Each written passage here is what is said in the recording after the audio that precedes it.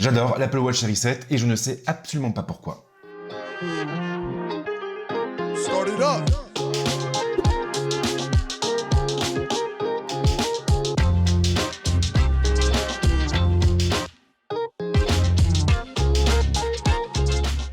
L'Apple Watch est sans doute le produit qui génère le plus de dépendance. Et pour tout vous dire, si Apple a réussi à revenir dans ma vie, c'est grâce à l'Apple Watch Series 4. Elle m'a totalement subjugué à tel point que j'ai acheté un MacBook Pro, des AirPods Pro, un iPad Pro et des AirPods Max. 2 ans plus tard, j'ai troqué contre une Series 6 et je n'avais pas du tout l'intention d'acheter la Series 7 au vu du peu de nouveautés apportées par ce modèle. Mais finalement, alors je sais, je suis faible, et le pire dans tout ça, c'est que vous n'avez pas non plus besoin d'une série 7. À moins que, et je vais tout vous expliquer en vidéo.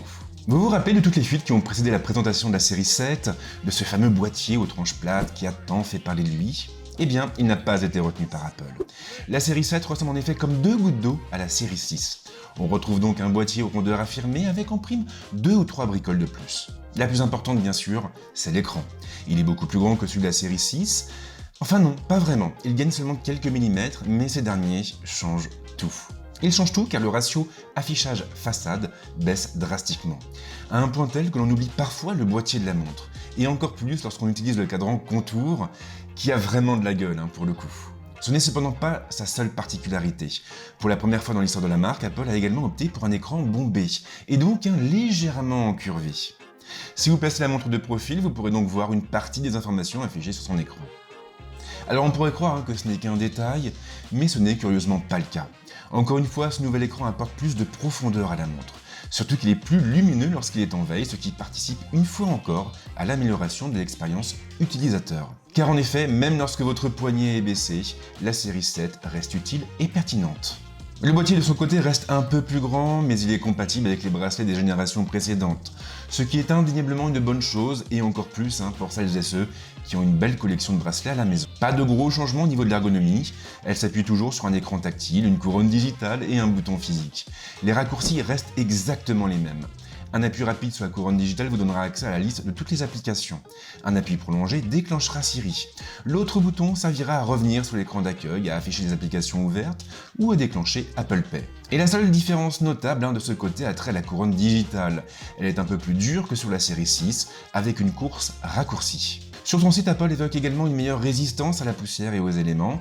Et clairement, c'est un point intéressant car la durabilité de la série 7 devrait être un peu meilleure que celle des modèles précédents. C'est clairement le point qui est le plus déçu lors du keynote. L'Apple Watch Series 7 n'apporte que peu de nouveautés sur les fonctions. Alors bien sûr, elle s'activera d'elle-même lorsque vous commencerez votre balade à vélo, et elle pourra même suspendre l'activité lorsque vous ferez une pause, mais au final, c'est tout. D'ailleurs, on retrouve exactement la même offre que la génération précédente. La même offre et les mêmes capteurs. La montre pourra donc compter vos pas, mesurer votre rythme cardiaque, calculer un ECG ou encore déterminer le taux d'oxygénation de votre sang. Le tout avec des visuels très alléchants et de belles animations comme sait le faire Apple. Toutes les autres fonctions répondent aussi à l'appel, comme la boussole, l'évaluation de la qualité de votre sommeil ou encore les minuteurs et les chronos. Tout ce que permettait la série 6, la série 7 le propose. Oui mais voilà, tous ces modules, tous ces outils deviennent encore plus agréables à utiliser grâce au grand écran de la montre. Et l'exemple le plus frappant finalement, c'est celui de la calculatrice. Les boutons sont plus gros, ils sont plus espacés, et l'application devient donc plus agréable à utiliser. C'est la même chose pour tout le reste. Il y a quand même un petit truc en plus, et ce petit truc en plus, c'est le clavier virtuel. Par défaut, ce dernier n'est pas encore disponible en France. Il est cependant possible de tricher un peu et de forcer son activation. En vous rendant dans les réglages de votre iPhone et en installant le clavier américain, vous pourrez effectivement en profiter. Pensez simplement à le basculer en AZERTY dans ses options pour faciliter ensuite la saisie. Lorsque ce sera fait, il suffira de cliquer sur le champ de réponse à un message et d'effectuer un balayage du haut vers le bas, ou plutôt du bas vers le haut pour le faire apparaître. Après avoir tapé dessus, vous aurez accès au clavier virtuel. Attention en revanche, car l'autocomplétion ne fonctionnera pas encore en français. Et en dépit de cette limite, ce clavier virtuel est une bonne surprise. Il est agréable à utiliser et il vous permettra de répondre à vos amis en toute discrétion et sans avoir besoin de donner de la voix. La charge est aussi plus rapide, à condition du moins d'utiliser la base fournie. 8 minutes de charge vous permettront ainsi de tenir pendant 8 heures, ce qui s'avère très pratique lorsqu'on oublie de recharger sa montre avant d'aller se coucher. Mine de rien, hein, cela apporte pas mal de confort, d'autant que l'autonomie de la montre n'a jamais vraiment brillé par son efficacité. La série 7 ne déroge d'ailleurs pas à la règle et elle tiendra en moyenne une journée avec des activités. Alors niveau activité, vous aurez de quoi faire. La montre en reconnaît des dizaines et des dizaines. En ce qui me concerne, j'en ai surtout utilisé 3. Le vélo, la marche à pied et la nage en piscine.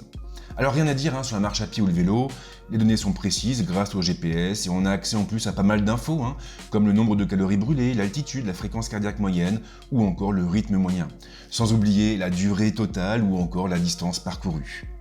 Même chose pour la nage. Ici, la montre pourra compter nos longueurs, déterminer la distance parcourue et même déterminer notre type de nage. Alors après, le truc, c'est qu'il lui arrive aussi de commettre des erreurs. Et l'exemple le plus frappant, c'est avec le crawl.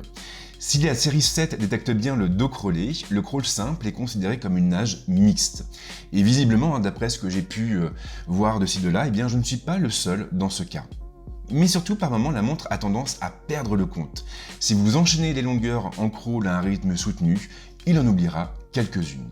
Du moins pendant un temps. Alors j'ai fait différents tests, j'ai été à la piscine une vingtaine de fois depuis que j'ai la montre, et en réalité, ce problème de comptage intervient principalement lorsqu'on pousse un peu trop, et donc lorsqu'on nage un peu trop vite. Avec un rythme modéré, moyen, il n'y a aucun problème, la montre garde le fil et elle ne perd pas vos longueurs. Mais surtout, si parfois elle perd le compte, si parfois elle perd le fil, il suffit d'attendre un petit peu pour qu'elle retrouve ses petits. D'ailleurs, ce n'est peut-être qu'une impression, mais il me semble que la série 7 se perd un peu moins depuis la dernière mise à jour de WatchOS. Il m'était impossible de faire l'impasse dessus.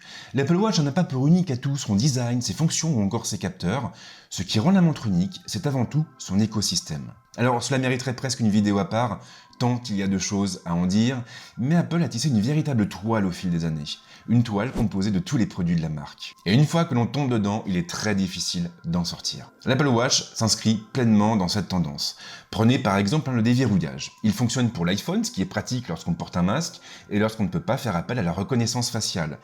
Mais justement, le déverrouillage fonctionne également pour le Mac. Plutôt que de devoir taper à chaque fois votre mot de passe ou poser le doigt sur le lecteur Touch ID de votre Mac, il suffira de vous rendre dans le menu sécurité et confidentialité pour utiliser votre montre afin de déverrouiller votre ordinateur et les applications installées dessus. Même chose, si vous jouez de la musique sur votre iPhone, vous pourrez la contrôler depuis votre poignet, toujours grâce à la Watch. D'ailleurs, sachez qu'il sera aussi possible de lire de la musique directement à partir de la montre et vers vos AirPods. Alors attention par contre, car ici tout va dépendre de la plateforme utilisée. Apple Pay ne se limite pas à l'iPhone. Il est aussi possible de procéder à un paiement par le biais de la montre, ce qui, une fois encore, et il faut bien l'avouer, est très pratique au quotidien. Et d'ailleurs, puisqu'on parle de paiement, sachez que vous pourrez aussi valider vos achats sur l'App Store avec votre montre. Et je pourrais continuer comme ça pendant des heures et des heures. Il y a énormément de choses à dire au sujet de l'écosystème Apple. Alors je sais que tout le monde ne sera pas forcément d'accord avec moi, mais après avoir testé quasiment tous les écosystèmes du marché, je peux vous dire que l'écosystème Apple est clairement à un cran au-dessus par rapport à ses concurrents. L'Apple Watch Series 7 a donc de la gueule, son écran est magnifique et en plus on a plein de fonctions plus intelligentes les unes que les autres. C'est magnifique, c'est génial, c'est formidable, mais il y a quand même un problème dans l'équation. Et ce problème, c'est que c'est aussi le cas de la série 6 et de la série 5. Ce qui nous amène finalement au titre de cette vidéo. La série 7 est un produit génial pour ceux qui n'ont pas d'Apple Watch.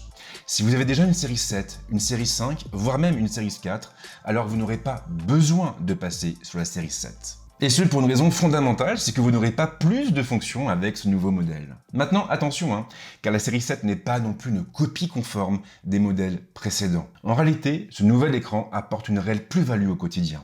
Il apporte une réelle plus-value parce qu'il est plus grand, parce que ses bordures sont plus contenues, parce qu'il est légèrement incurvé, mais aussi et surtout parce qu'il est plus lumineux. Et au final, toutes ces améliorations contribuent à améliorer le confort d'utilisation de la montre. Voilà donc pour le test de la série 7, et j'espère qu'il vous a plu. Si c'est le cas, pensez à liker la vidéo, pensez à la partager, n'oubliez pas de vous abonner à la chaîne, et en ce qui me concerne, je vous souhaite de passer une bonne semaine ou un bon week-end. Ciao!